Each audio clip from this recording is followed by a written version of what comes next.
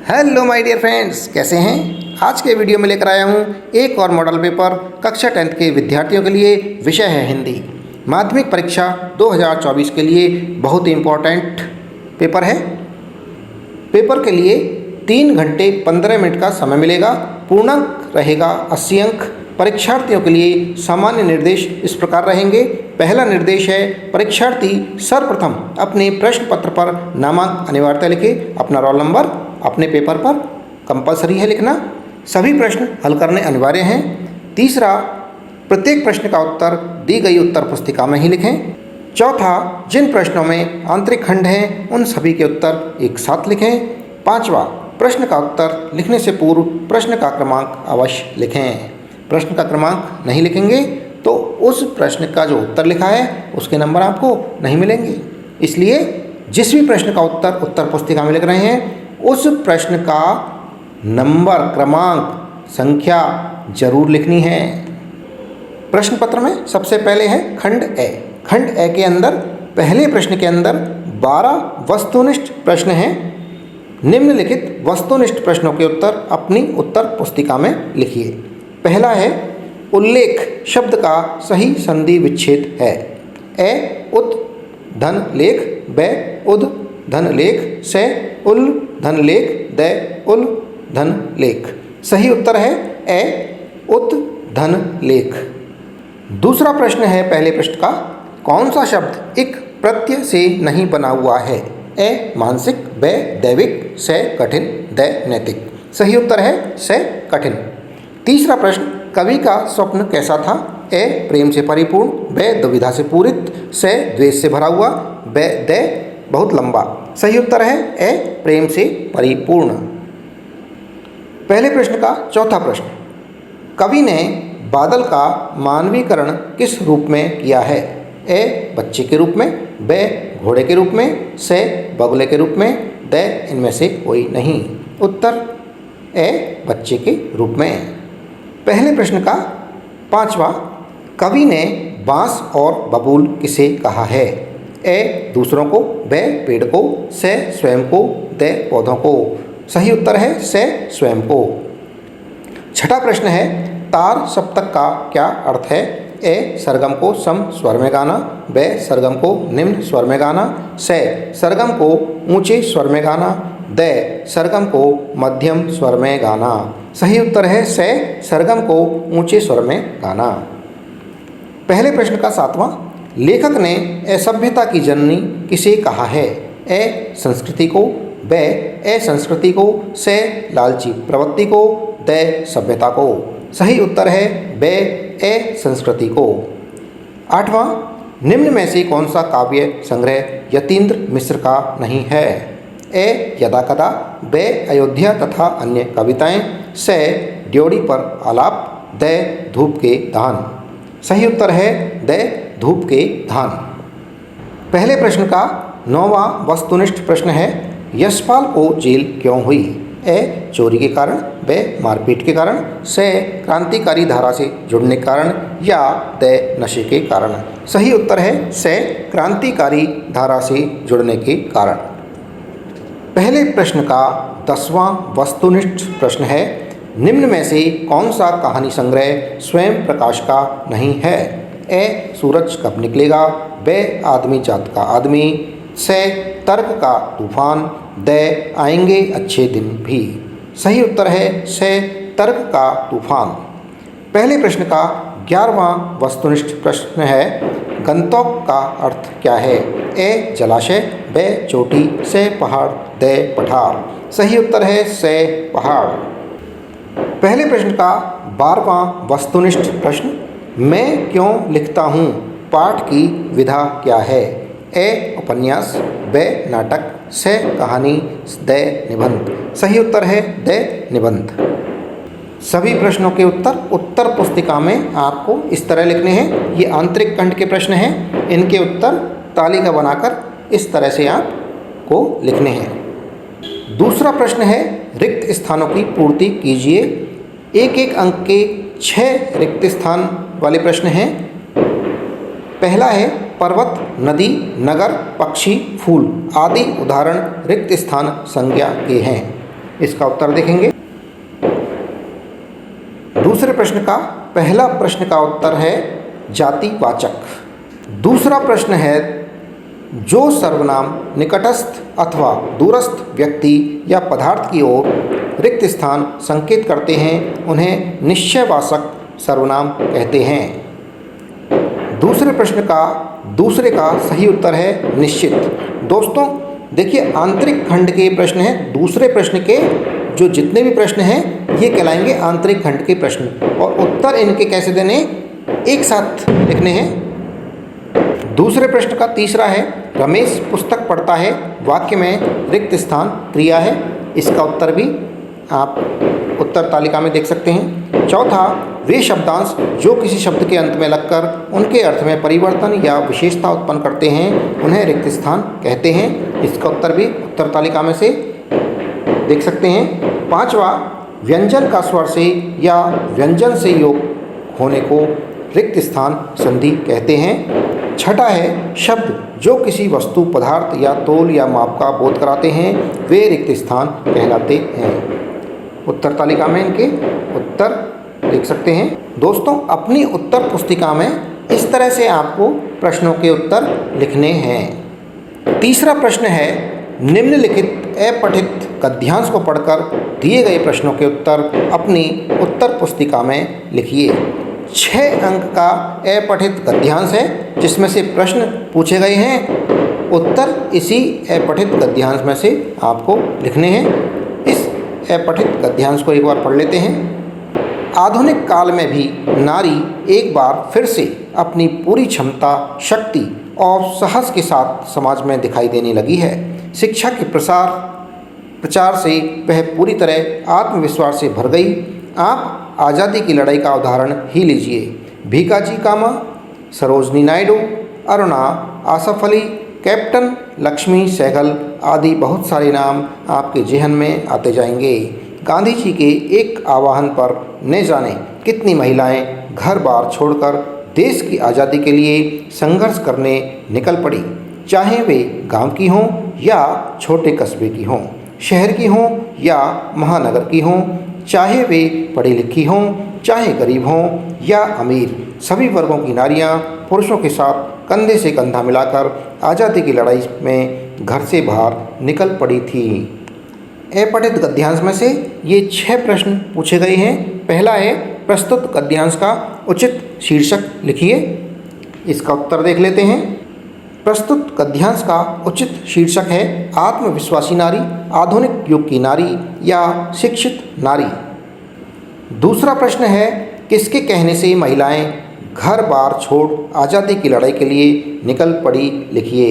महात्मा गांधी के कहने से महिलाएं घर बार छोड़ आज़ादी की लड़ाई के लिए निकल पड़ी थी।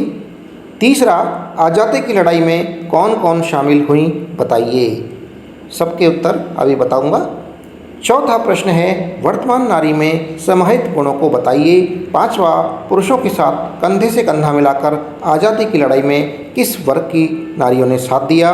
छठा है गुलामी शब्द का विपरीत अर्थक शब्द गद्यांश में से छांटकर लिखिए। उत्तर देख लेते हैं। पहले प्रश्न का उत्तर है प्रस्तुत गद्यांश का उचित शीर्षक है आत्मविश्वासी नारी, आधुनिक युग की नारी या शिक्षित नारी। दूसरा है महात्मा गांधी के कहने से महिलाएं घर बार छोड़कर आज़ादी की लड़ाई के लिए निकल पड़ी। तीसरा का उत्तर है आज़ादी की लड़ाई में भीकाजी कामा, सरोजनी नायडू, अरुणा आसफ अली, कैप्टन लक्ष्मी सहगल आदि महिलाएं शामिल हुई। चौथे प्रश्न का उत्तर है वर्तमान नारी में क्षमता, साहस, शक्ति आदि गुण समाहित हैं। पांचवें प्रश्न का उत्तर है चाहे वे गांव की हों या छोटे कस्बे की हों, शहर की हों या महानगर की हों, चाहे वे पढ़ी लिखी हों, चाहे गरीब हों या अमीर, सभी वर्गों की नारियों ने पुरुषों के साथ कंधे से कंधा मिलाकर आज़ादी की लड़ाई में साथ दिया। छठे प्रश्न का उत्तर है गुलामी शब्द का विलोम शब्द गद्यांश में आज़ादी है। चौथा प्रश्न है निम्नलिखित अपठित पद्यांश को पढ़कर दिए गए प्रश्नों के उत्तर अपनी उत्तर पुस्तिका में लिखिए। प्रश्न तीसरा था अपठित गद्यांश, ये है चौथा प्रश्न अपठित पद्यांश। अरुण यह मधुमेह देश हमारा, जहाँ पहुँच अनजान क्षितिज को मिलता एक सहारा। सरस ताम रस गर्भ विभा पर नाच रही तरुशिखा मनोहर, छिटका जीवन हरियाली पर मंगल कुमकुम सारा। लघु सुर धनु से पंख पसारे शीतल मलय समीर सहारे, उड़ते खग जिस ओर मुँह किए समझ नीड़ निज प्यारा। बरसाती आँखों के बादल बनते जहाँ बर करुणा जल, लहरें टकराती अनंत की पाकर जहाँ किनारा। हेम कुंभले उषा सवेरे भरती ढुलकाती सुख मेरे, मंदिर ऊँघत रहते जब जगकर उजनी भर तारा। पद्यांश से प्रश्न पूछे गए हैं, इनके उत्तर इसी पद्यांश में से ढूंढकर देने हैं। पहला प्रश्न है प्रस्तुत पद्यांश का उचित शीर्षक लिखिए। दूसरा प्रश्न है कवि ने भारत देश की क्या विशेषता बतलाई है। तीसरा प्रश्न हेम कुंभले उषा सवेरे पंक्ति का क्या तात्पर्य है। चौथा प्रश्न है बरसाती आंखों के बादल पंक्ति में भारत की किस विशेषता को बताया गया है। पांचवा प्रश्न है लहरें टकराती अनंत की पाकर जहां किनारा पंक्ति का क्या आशय है। छठा प्रश्न है भारत में कैसी हवाएं चलती हैं। उत्तर देख लेते हैं। चौथे प्रश्न का पहले प्रश्न का उत्तर है प्रस्तुत पद्यांश का उचित शीर्षक है मधुमेह देश हमारा या प्यारा देश हमारा। दूसरा प्रश्न का उत्तर है हमारा भारत देश अति सुंदर करुणाशील एवं अतिथि देवो भव की परंपरा निभाता है। तीसरे प्रश्न का उत्तर है भारत देश में सोने के घड़े रूपी सूर्य का प्रातःकाल में उदय होता है जो आशाओं का संचार करता है। चौथा भारत के व्यक्ति दूसरों के दुखों को देखकर संवेदनशील होते हैं और दया करते हैं। पांचवें प्रश्न का उत्तर है भारत में संपूर्ण विश्व के व्यक्ति आते हैं, उन्हें यहाँ आकर सहारा मिल जाता है। छठे प्रश्न का उत्तर भारत में मलयाचल पर्वत से शीतल हवाएं चलती हैं जो वर्षा करके हमें सहारा प्रदान करती हैं। निम्नलिखित लघुत्तरात्मक प्रश्नों के उत्तर लगभग 40 शब्दों में लिखिए। पांचवा प्रश्न है 2 अंक का बाल गोविंद भगत किस प्रकार के व्यक्तियों को अधिक स्नेह का पात्र मानते थे और क्यों। लगभग 40 शब्दों में उत्तर लिखना है। उत्तर है बाल गोविंद भगत ऐसे व्यक्तियों को अधिक स्नेह का पात्र मानते थे जो मानसिक रूप से कमज़ोर होते हैं, क्योंकि ऐसे व्यक्तियों का तिरस्कार करने से या उन्हें स्नेह का पात्र न मानने से उनमें असुरक्षा और हीनता की भावना जन्म ले लेगी और उन व्यक्तियों का भविष्य खतरे में पड़ जाएगा। प्रश्न संख्या 6 आर्थिक स्थिति खराब हो जाने पर व्यक्ति के स्वभाव और विचारों में भी परिवर्तन आ जाता है। एक कहानी यह भी पाठ के आधार पर लिखिए। उत्तर आर्थिक स्थिति खराब हो जाने पर व्यक्ति की प्रसन्नता, उदारता और सदाशयता नष्ट हो जाती है। वह संकुचित, कंजूस और शक्की हो जाता है। ऐसा व्यक्ति सद्भावनाओं से रहित होकर क्रोधी, अहमवादी, प्रतिष्ठा की झूठी शान रखना आदि विरोधी भावनाओं से ग्रस्त हो जाता है। प्रश्न संख्या 7 कवि की आँख किससे नहीं हट रही है और क्यों। प्रश्न संख्या 7 कवि की आँख किससे नहीं है और क्यों। उत्तर कवि की आँख फाल्गुन माह की सौंदर्यमयी शोभा से नहीं हट रही है, क्योंकि पेड़ पौधों की डालियाँ हरे पत्तों से लद गई हैं और उन पर रंग बिरंगे फलों की आभा फैल रही है। वे अपनी हरितिमा और लालिमा दर्शाती हुई प्रतीत हो रही है। प्रश्न संख्या 8 एक दिन मैंने हिरोशिमा पर कविता लिखी। लेखक की अनुभूति अपने शब्दों में लिखिए। उत्तर हिरोशिमा में लेखक को अणुबम के विस्फोट की भयानकता का अनुभव हुआ। वहाँ जले हुए पत्थर पर लंबी उजली छाया देखकर अनुमान लगाया कि मानो वहाँ कोई व्यक्ति खड़ा रहा होगा जो रेडियोधर्मी किरणों का शिकार हुआ होगा, जिसने पत्थर तक को झुलसा दिया और उस व्यक्ति को भाप बनाकर उड़ा दिया। प्रश्न संख्या 9। गोपियों ने उद्धव को बड़भागी क्यों बताया है? उत्तर। उद्धव प्रेम बंधन से सर्वथा उसी तरह मुक्त रहे हैं जिस प्रकार कमल का पत्ता जल में रहकर भी जल से प्रभावित नहीं होता है, उसी प्रकार उद्धव भी श्री कृष्ण का सानिध्य पाकर भी प्रेम से अप्रभावित रहे हैं, इसलिए गोपियों ने उद्धव को बड़भागी बताया है। प्रश्न संख्या 10। माता का अंचल पाठ में निहित संदेश को अपने शब्दों में लिखिए। उत्तर। माता का अंचल पाठ में संदेश यह दिया गया है कि यद्यपि बच्चे के लालन पालन में माता और पिता दोनों का योगदान बराबर का होता है और भले ही बच्चा दिन भर अपने पिता के साथ रहे, परंतु कोई भी दुख या विपत्ति संकट आने पर वह भागकर अपनी माता के पास ही जाता है। उसे माता के आंचल में ही शांति और सुकून का अनुभव होता है। प्रश्न संख्या 11। उंगली पकड़कर पहुंचा पकड़ना मुहावरे का अर्थ एवं वाक्य में प्रयोग लिखिए। उत्तर। उंगली पकड़कर पहुंचा पकड़ना मुहावरे का अर्थ है धीरे धीरे पराई वस्तु पर अपना अधिकार जमा लेना। वाक्य में प्रयोग। रोहिंग्या शरणार्थी कुछ समय के लिए सरकारी जमीन पर क्या रहे कि वे अब वहां से जाने का नाम ही नहीं ले रहे। इसी को कहते हैं उंगली पकड़कर पहुंचा पकड़ना। खंड ए और ब समाप्त हुए। खंड श। 12वां प्रश्न। निम्नलिखित पठित गद्यांश को ध्यानपूर्वक पढ़कर पूछे गए प्रश्नों के उत्तर अपनी उत्तर पुस्तिका में लिखिए। नवाब साहब ने बहुत करीने से खीरे की फांकों पर जीरा मिला नमक और लाल मिर्च की सुर्खी बुरक दी। उनकी प्रत्येक भाव भंगिमा और जबड़ों के स्फुरण से स्पष्ट था कि उस प्रक्रिया में उनका मुख खीरे की रस स्वादन की कल्पना से प्लावित हो रहा था। हम कनखियों से देखकर सोच रहे थे मियाँ रईस बनते हैं, लेकिन लोगों की नज़रों से बच सकने के ख्याल में अपनी असलियत पर उतर आए हैं। नवाब साहब ने फिर एक बार हमारी ओर देख लिया। भला शौक कीजिए, लखनऊ का बालम खीरा है। पठित गद्यांश में से प्रश्नों को देखेंगे। पहला प्रश्न है नवाब साहब ने खीरे की फांकों पर मसाला कैसे लगाया। दूसरा प्रश्न है नवाब साहब के प्रत्येक भाव भंगिमा और जबड़ों के स्फुरण से क्या स्पष्ट था। तीसरा प्रश्न है नवाब साहब क्या दिखावा कर रहे थे। चौथा प्रश्न नवाब साहब ने खीरे की क्या विशेषता बताई। प्रश्न 12 के चारों प्रश्नों के उत्तर हैं। पहले प्रश्न का उत्तर नवाब साहब ने बहुत करीने से खीरे की फांकों पर जीरा मिला नमक और लाल मिर्च की सुर्खी बुरक दी।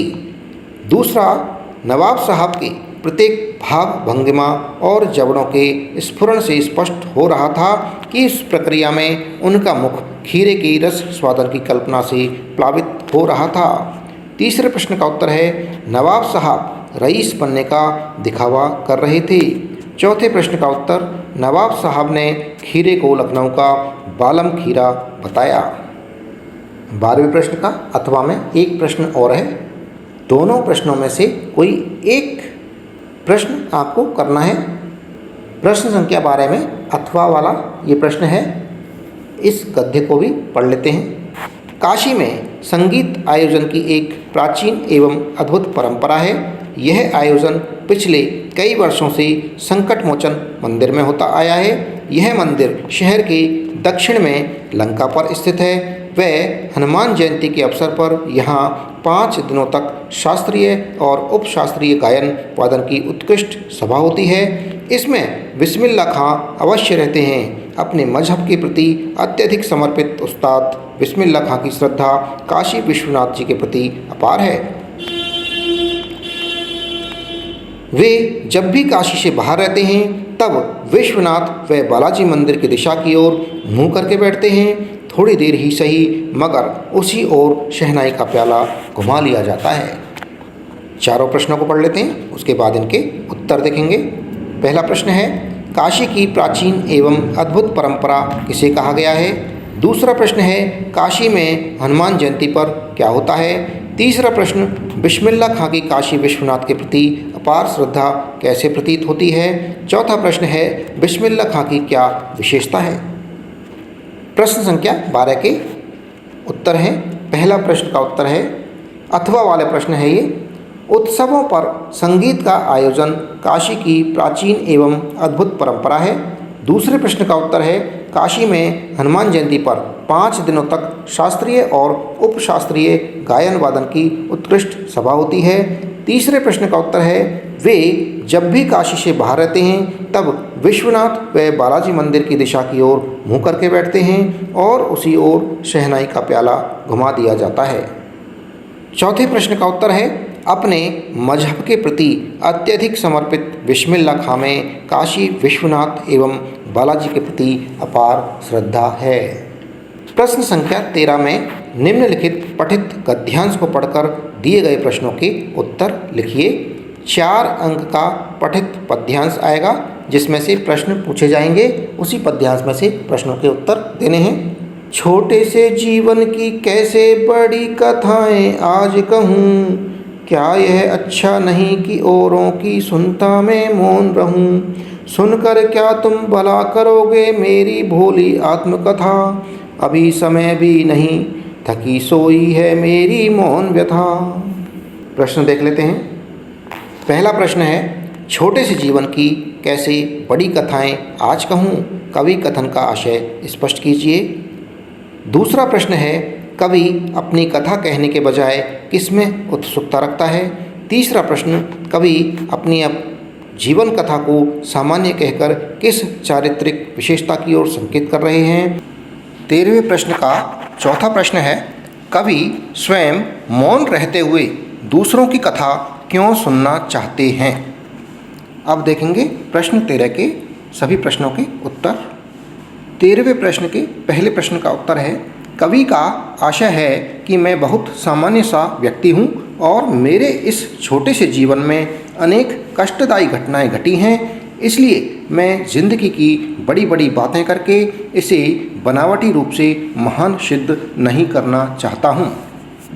13वें प्रश्न का दूसरे प्रश्न का उत्तर है, कवि का मानना है कि उसकी आत्मकथा सुनकर मित्रों को निराशा एवं वेदना होगी, अतः वह अपनी कथा कहने के बजाय दूसरों की कथा सुनने में उत्सुकता रखता है और अपने बारे में मौन रहना ही उचित समझता है।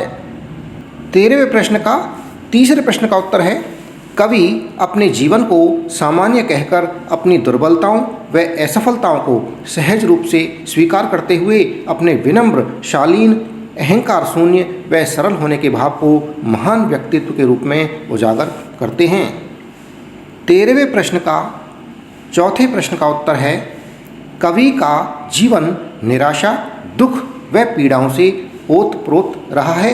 कवि को ऐसा महसूस नहीं होता कि उसने अपने जीवन में किसी विशिष्ट उपलब्धि को प्राप्त किया है जिससे लोग प्रेरणा कर पाएँ। इसलिए कवि स्वयं मौन रहते हुए दूसरों की कथा सुनना चाहते हैं। 13वें प्रश्न का अथवा में एक प्रश्न और पूछा गया है, दोनों में से कोई एक प्रश्न आपको करना है। 13वें प्रश्न का अथवा वाला प्रश्न है, बिहसी लखन बोले मृदुबानी, अहो मुनि सुमहाभट मानी। पुनि पुनि मोहि दिखाव कुठारू, चहत उड़ावन फूंक पहारू। यहाँ कुमड़ बतिया को नाही, जेतर जनी देखी मर जाही। देखि कुठारू सरासन बाना, मैं कछु कहा सहित अभिमाना। भृगुसुत समुझ सनेहु बिलोकी, जो कछु कहु सहूर सिरोकी। सुर महि सुर हरिजन अरुगाई, हमरे कुल इन पर न सुराई। बंधे पापु अपुकीर तिहारे, मारत हो पापरिय तुम्हारे। घोट कुलिस सम बचन तुम्हारा, व्यर्थ धरऊँ धनुबान कुठारा। जो बिलोक अनुचित कहूँ, क्षमहु महामुनि धीर। सुनि सरोष भृगुवंश मणि, बोले गिरा गंभीर। पद्यांश में से पूछे गए प्रश्न देखते हैं। पहला प्रश्न है, पद्यांश में वर्णित वार्तालाप क्या है और यह किनके बीच चल रहा है। दूसरा प्रश्न है, यहाँ कुम्हड़ बतिया को नाही, जे तर्जनी देखी मरि जाही, पंक्ति का आशय लिखनी है, अर्थ लिखना है। तीसरा प्रश्न है, लक्ष्मण के अनुसार ब्राह्मण से युद्ध करना क्यों उचित नहीं है। चौथा प्रश्न है, व्यर्थ धरऊं धनु बाण कुठारा में निहित भाव को स्पष्ट कीजिए। प्रश्न 13 के अथवा वाला प्रश्नों के उत्तर हैं। पहले प्रश्न का उत्तर है, पद्यांश में वर्णित वार्तालाप परशुराम और लक्ष्मण के बीच चल रहा है। इसमें लक्ष्मण हंसकर कह रहे हैं कि आप अपना कुठार दिखाकर मुझे भयभीत करने का व्यर्थ प्रयास कर रहे हो। दूसरे प्रश्न का उत्तर है, आशय यह है कि हम भी कोई कुम्हड़पतिया या छुई मुई के फूल नहीं हैं जो आपकी तर्जनी देखकर कुम्हला जाएंगे, अर्थात मैं सिर्फ बातें करने वाला नहीं हूँ जो आपके अंगुली दिखाने मात्र से डर जाऊँगा। तीसरे प्रश्न का उत्तर है, लक्ष्मण के अनुसार ब्राह्मण से युद्ध करना घाटे का सौदा है, इनका वध करने से पाप लगता है और इनसे युद्ध करने से अपयश मिलता है, यह उनके परिवार की परंपरा भी नहीं है। चौथे प्रश्न का उत्तर है, लक्ष्मण परशुराम की वाणी को करोड़ों वज्रों के समान कठोर बताते हुए उनका अस्त्र शस्त्र धारण करना भी व्यर्थ बताते हैं।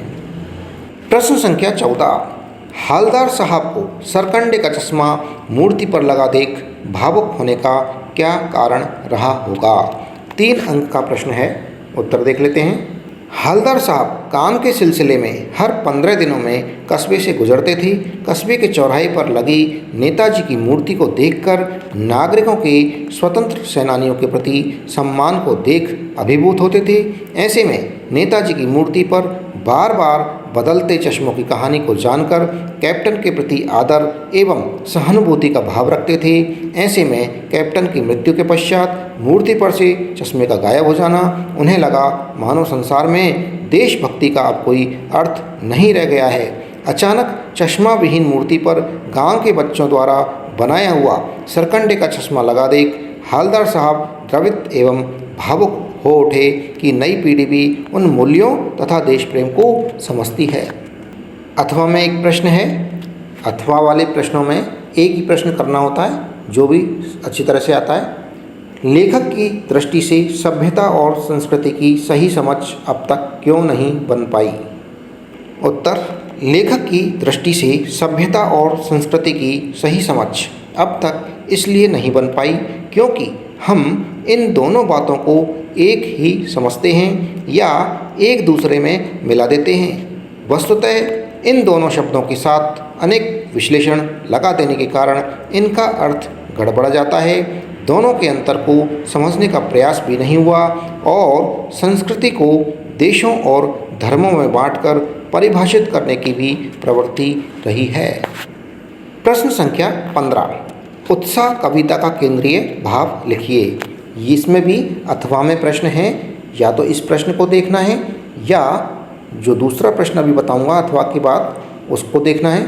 दोनों में से एक ही प्रश्न का उत्तर आपको देखना है। वीडियो के अंदर दोनों प्रश्नों को बताकर दोनों प्रश्नों के उत्तर भी बताऊंगा।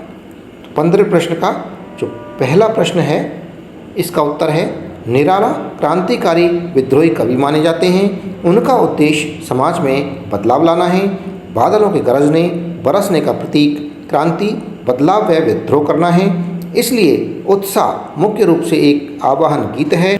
एक तरफ कवि की भावना है कि बादल पीड़ित व प्यासे जनमानस की आकांक्षा को पूरी करने वाला है तथा दूसरी तरफ वही बादल नई कल्पना व नए अंकुर को जन्म देने के साथ साथ लोगों के अंतर मन में क्रांतिकारी भावना पैदा करने वाला है। अथवा में प्रश्न पूछा गया है, उसे भी देख लेते हैं। 15वें प्रश्न का अथवा में प्रश्न है, फसल कविता में निहित मूल भाव को व्यक्त कीजिए। उत्तर, फसल कविता के माध्यम से कवि ने किसानों के परिश्रम एवं प्रकृति की महानता का गुणगान किया है। उनके अनुसार फसल पैदा करना किसी एक अकेले व्यक्ति के बस की बात नहीं है, यह सबके सहयोग का ही प्रतिफल होता है। इसमें प्रकृति और मनुष्य दोनों का तालमेल होता है। बीज को अंकुरित होने के लिए धूप, वायु, जल, मिट्टी और मनुष्य के कठोर परिश्रम की आवश्यकता होती है, तब जाकर फसल पैदा होती है। इसे पैदा करने में सबके सम्मिलित योगदान से ही फसल तैयार होती है। कवि ने कविता में यही भाव प्रस्तुत किया है। खंड द शुरू हो रहा है 16वें प्रश्न से। प्रश्न संख्या 16, निराला के कृतित्व एवं व्यक्तित्व के विषय में लिखिए। 4 अंक का प्रश्न है। उत्तर, निराला जी का जन्म बंगाल के मेदिनीपुर में सन 1899 में हुआ। उनकी औपचारिक शिक्षा महिषादल में 9वीं तक हुई। उन्होंने स्वाध्याय से संस्कृत, बांग्ला और अंग्रेजी का ज्ञान अर्जित किया। वे संगीत और दर्शन शास्त्र के भी गहरे अध्येता थे। रामकृष्ण परमहंस एवं विवेकानंद की विचारधारा ने उन पर विशेष प्रभाव डाला। उनका पारिवारिक जीवन दुखों, संघर्षों से भरा था। उनका देहांत सन 1961 में हो गया। अनामिका, परिमल आदि इनके काव्य संग्रह हैं। इन्होंने उपन्यास, कहानी, आलोचना तथा निबंध भी लिखे हैं। वे विस्तृत सरोकारों के कवि हैं। दार्शनिकता, विद्रोह, क्रांति, प्रेम की तरलता और प्रकृति का विराट तथा उदात्त चित्र उनकी रचनाओं में उपस्थित है। अथवा में प्रश्न है, अथवा वाला प्रश्न है प्रश्न संख्या 16 का। लेखक स्वयं प्रकाश के कृतित्व एवं व्यक्तित्व के विषय में लिखिए। उत्तर, लेखक स्वयं प्रकाश का जन्म 20 जनवरी 1947 को इंदौर में हुआ। ये मुख्यतः हिंदी कहानीकार के रूप में प्रसिद्ध हैं। कहानी के अतिरिक्त इन्होंने उपन्यास एवं अन्य विधाओं पर भी अपनी लेखनी चलाई। मैकेनिकल इंजीनियरिंग की पढ़ाई करने के पश्चात भी स्वयं प्रकाश जी ने अपनी रचनाओं में मध्यम वर्गीय जीवन के वर्ग शोषण के विरुद्ध चेतना को प्रकट किया है। सूरज कब निकलेगा, आएंगे अच्छे दिन भी, आदमी जात का आदमी एवं संधान आदि कहानी संग्रह लिखे। कई राष्ट्रीय पुरस्कारों से इन्हें सम्मानित किया गया, जिनमें पहल, बनमाली, राजस्थान साहित्य अकादमी पुरस्कार मुख्य हैं। इनकी मृत्यु 7 दिसंबर 2019 को हुई। प्रश्न संख्या 17, लॉन्ग स्टॉक में घूमते हुए चक्र को देखकर लेखिका को पूरे भारत की आत्मा एक सी क्यों दिखाई दी? 4 अंक का प्रश्न है। उत्तर, लॉन्ग स्टॉक में घूमते हुए चक्र को देखकर लेखिका ने उसके बारे में पूछा तो पता चला कि यह धर्म चक्र है। इसे घुमाने पर सारे पाप धुल जाते हैं। इस बात को जानकर लेखिका को ध्यान आया कि धार्मिक आस्थाओं और अंधविश्वासों के बारे में सारे भारत में एक जैसी मान्यताएं हैं। लोग पाप पुण्य की व्याख्या अपने अपने ढंग से करते हैं। इतनी वैज्ञानिक प्रगति होने पर भी लोग पापों से छुटकारा पाने के लिए किसी न किसी अंधविश्वास का सहारा लेते हैं। यहाँ लोगों की आस्थाएं, विश्वास, पाप पुण्य की अवधारणाएं और कल्पनाएं एक जैसी हैं। यही विश्वास पूरे भारत को एक सूत्र में बांध देता है। 17वें प्रश्न का अथवा में प्रश्न है। अथवा वाले प्रश्नों में एक ही प्रश्न करना होता है, तो 17वें प्रश्न में या तो इस प्रश्न को करना है या अथवा में जो दूसरा प्रश्न दे रखा है इसको करना है। दूसरा प्रश्न है, हिरोशिमा की घटना का भयानकतम दुरुपयोग है। आपकी दृष्टि में विज्ञान का दुरुपयोग कहाँ कहाँ और किस तरह से हो रहा है? उत्तर देख लेते हैं। यह पूर्णतः सत्य है कि हिरोशिमा में अणुबम का प्रयोग विज्ञान का भयंकर दुरुपयोग है। इस घटना ने विज्ञान के विनाशकारी रूप से सारे संसार को परिचित करा दिया था। आजकल विज्ञान का दुरुपयोग घातक अस्त्र शस्त्र बनाकर और उसके द्वारा आतंकवादी हमले किए जा रहे हैं। चिकित्सकों द्वारा भ्रूण परीक्षण कर अनचाहे भ्रूणों को समाप्त एवं मानव शरीर के अंगों को निकालकर तस्करों को प्रोत्साहित किया जा रहा है। किसान जहरीले रसायन और कीटनाशक छिड़ककर पैदावार बढ़ा रहे हैं और इन फसलों से उत्पादित अनाज से लोगों का स्वास्थ्य खराब हो रहा है। प्रश्न संख्या 18, निम्नलिखित विषयों में से किसी एक विषय पर लगभग 300 शब्दों में निबंध लिखिए।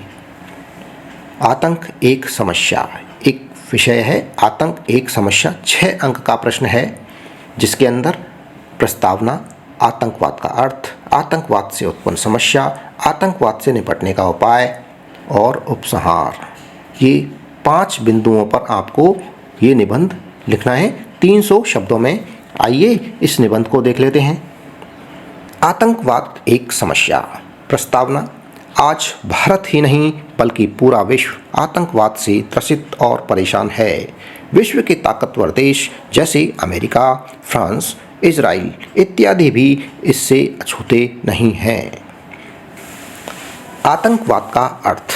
आतंक का शाब्दिक अर्थ है भय, त्रास या कभी भी किसी भी समय अनिष्ट होने का डर। किसी देश या क्षेत्र में आतंक फैलाने के लिए आम नागरिकों पर हमले करना, सामूहिक नरसंहार करना, भय का वातावरण बनाना अथवा तुच्छ स्वार्थ की पूर्ति की खातिर अमानवीय आचरण कर वर्चस्व बढ़ाना ही आतंकवाद कहलाता है। भारत आतंकवाद की समस्या से बहुत ज़्यादा त्रस्त है, परेशान है। भारत के पड़ोसी देश पाकिस्तान द्वारा समय समय पर आतंकवाद की घटनाएं की जाती रही हैं। भारत के विभिन्न हिस्सों में आतंकवादियों द्वारा बस में, ट्रेन में, होटल में, मंदिरों में बम विस्फोट किए जाते रहे हैं। दिल्ली के लाल किले पर, कश्मीर विधानसभा भवन पर, संसद भवन पर, गांधीनगर अक्षरधाम पर, अयोध्या एवं मुंबई में आतंकवादियों ने जो हमले किए, इसी प्रकार के विभिन्न स्थानों पर बम विस्फोट करके जान माल की जो हानि पहुंचाई और भयानक क्रूरता का परिचय दिया, वह राष्ट्र के लिए एक चुनौती है। जम्मू कश्मीर में भाड़े के आतंकवादियों के साथ हमारे सैनिकों की मुठभेड़ें होती रहती हैं। आतंकवाद से उत्पन्न समस्या। आतंकवाद से पीड़ित देशों में अपनी सेनाएं अनावश्यक रूप से उन क्षेत्रों में तैनात करनी पड़ती हैं। आतंकवादियों का मुकाबला करने में काफ़ी धन और समय का व्यय होता है। आतंकवादियों के बम विस्फोटों द्वारा आम नागरिकों, सैनिकों की जानें चली जाती हैं, राष्ट्रीय संपत्ति को नुकसान पहुंचता है और इससे देश के विकास में अवरोध पैदा होता है। आतंकवाद से निपटने के उपाय। इस समस्या का समाधान है कठोर कानून बनाना और उन्हें सख्ती से लागू करना, और दूसरा समाधान है कमांडो ऑपरेशन। कानूनों के अंतर्गत 1987 में टाडा, 2022 में पोटा, 2008 में राष्ट्रीय अन्वेषण एजेंसी आदि। आतंकी समस्या समाधान के लिए भारत सरकार विश्व स्तर पर भी नीति बना रही है। इन सभी उपायों से इस समस्या का समाधान हो सकता है। इसके अलावा यदि बातचीत का कोई विकल्प हो तो बातचीत से भी समस्या का समाधान हो सकता है। उपसंहार। आज जो भी देश आतंकवाद से पीड़ित हैं, वे दूसरे की पीड़ा को समझ रहे हैं और आतंक के खिलाफ एकजुट हो रहे हैं, एक दूसरे को सहयोग कर रहे हैं। भारत में भी आतंकवाद रोकने के लिए सरकार गंभीरता से प्रयास कर रही है। सेनाओं और पुलिस को खुली छूट दी गई है, जिससे वे आतंकवादियों की चुनौतियों का उचित जवाब दे रहे हैं। मानवता के हित में इसका नामो निशान मिटाना परम आवश्यक कर्तव्य है। अथवा में और भी निबंध हैं, 4 निबंध हैं, उन्हें देख लेते हैं। पर्यावरण प्रदूषण। पर्यावरण प्रदूषण पे 4 बिंदुओं पे आपको निबंध लिखना है। 4 बिंदु कौन से हैं? 4 नहीं, 5 बिंदु हैं। पहला प्रस्तावना, दूसरा प्रदूषण के प्रकार, तीसरा प्रदूषण के कारण एवं प्रभाव, 5वां बिंदु है पर्यावरण संरक्षण के उपाय और 5वां है उपसंहार। पूरा निबंध देख लेते हैं। सबसे पहला पॉइंट प्रस्तावना। पर्यावरण प्रदूषण की समस्या से आज भारत ही नहीं बल्कि पूरा विश्व त्रस्त और परेशान है। वर्तमान में हवा, पानी, मिट्टी आदि के साथ साथ पेड़ पौधे, खेती एवं खेती के लिए फायदेमंद कृमि, कीट आदि सभी पर्यावरण प्रदूषण से प्रभावित हो रहे हैं।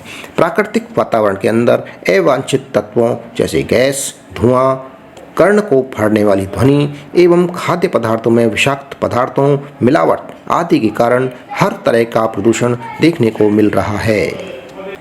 संयुक्त राष्ट्र संघ और विश्व स्वास्थ्य संगठन द्वारा प्रतिवर्ष 5 जून को पर्यावरण दिवस भी मनाया जाता है, परंतु पर्यावरण प्रदूषण कम होने का नाम ही नहीं ले रहा है। प्रदूषण के प्रकार।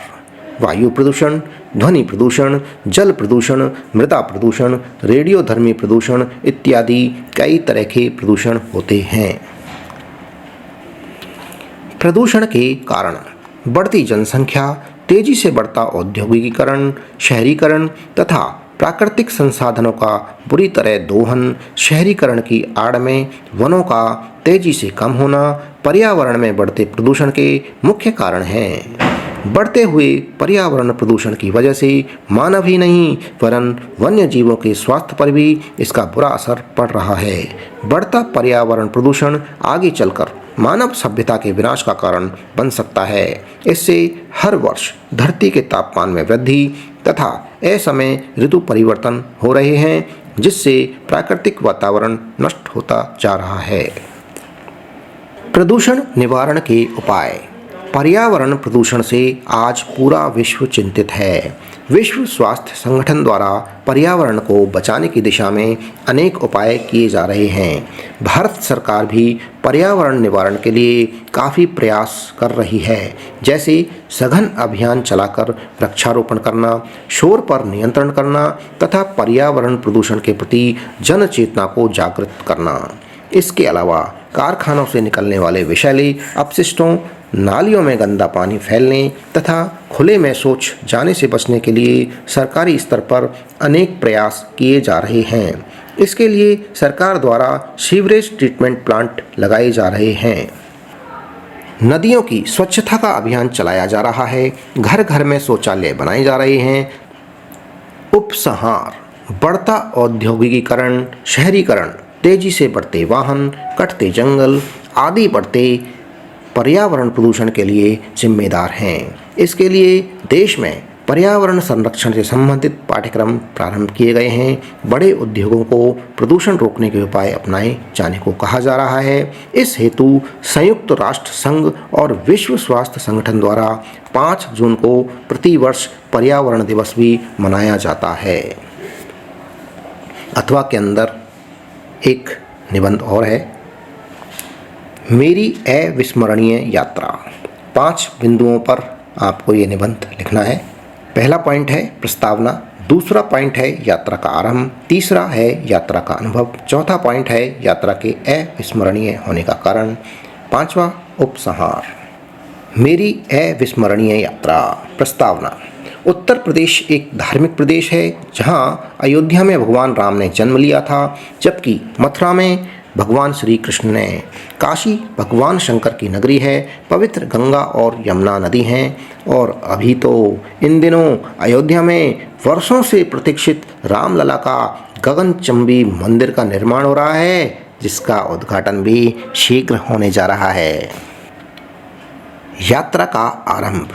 अगला पॉइंट है, हमारा परिवार जयपुर में रहता है। बच्चों की गर्मियों की छुट्टियां शुरू हो गई थीं, इसलिए हमने उत्तर प्रदेश के धार्मिक स्थलों गोवर्धन, मथुरा और वृंदावन घूमने का कार्यक्रम बनाया। इसके लिए हमने पहले से ही ट्रेन में 3rd AC में टिकटें बुक करवा दी थीं। सीटें हमारी कंफर्म हो चुकी थीं, इसलिए मैं बड़ा खुश था। ट्रेन के निर्धारित समय से पूर्व ही हम ऑटो करके रेलवे स्टेशन पर पहुंच गए।